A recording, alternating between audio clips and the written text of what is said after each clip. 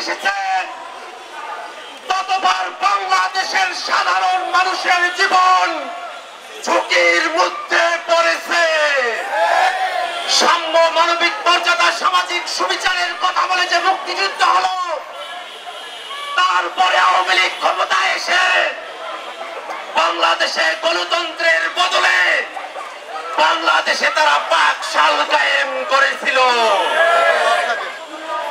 বাংলাদেশের মানুষ দীর্ঘ সময় ধরে যে গণতন্ত্রের লড়াই লড়ে এসেছে, সেই গণতন্ত্রের মুখে চুলকানি দিয়ে 14, 18 এবং 24-এর নির্বাচনের নামে কলঙ্ক উপহার দিয়ে বাংলাদেশে ফেসিবাদ কায়েম করেছিল ওই পতিত আওয়ামী লীগ।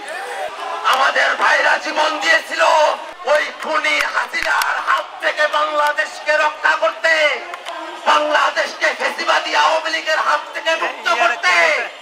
আমাদের ভাইরা জীবন দিয়েছিল। আমাদের যে ভাইরা রাজপথে জীবন দিয়েছে, আমাদের চোখের সামনে আমরা তাদের জীবন যেতে দেখেছি, তাদের রক্তের শপথ আমাদের শরীরে এক বিন্দু রক্ত থাকা অবস্থায় আওয়ামী লীগকে বাংলাদেশে আমরা আর স্বনামে রাজনীতি করতে দেব না। অন্তর্বর্তীকালীন সরকার দল হিসাবে আওয়ামী লীগের ব্যাপারে কোন বিচারিক কার্যক্রম শুরু করে নাই। আজকের এই বিক্ষোভ সমাবেশ থেকে আমরা ঘোষণা করতে চাই, অন্তর্বর্তীকালীন সরকারকে অবিলম্বে দল হিসাবে আওয়ামী লীগকে বিচারের কাঠগড়ায় দাঁড় করাতে হবে।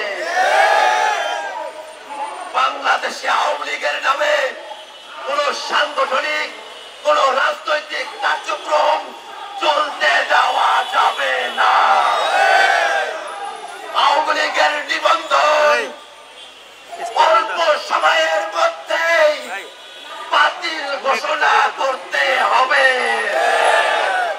আওয়ামী লীগের নিবন্ধন যদি বাতিল করা না হয়, এই ছাত্র জনতা আবার রাজপথে এসে আওয়ামী লীগের নিবন্ধন বাতিল করিয়েই ছাড়বে ইনশাআল্লাহ। আমাদের অন্তর্বর্তীকালীন সরকারের প্রধান উপদেষ্টা যে জুলাই চার্টারের কথা বলেছে, আমরা বাংলাদেশের সকল রাজনৈতিক শক্তিকে, ফেসিবাদ বিরোধী সকল পক্ষকে আহ্বান জানাই, রাজনৈতিক ভাবে জাতীয় ঐক্যমতের ভিত্তিতে সেই জুলাই চার্টারে আওয়ামী লীগকে নিষিদ্ধ করার কথা উল্লেখ থাকতে হবে।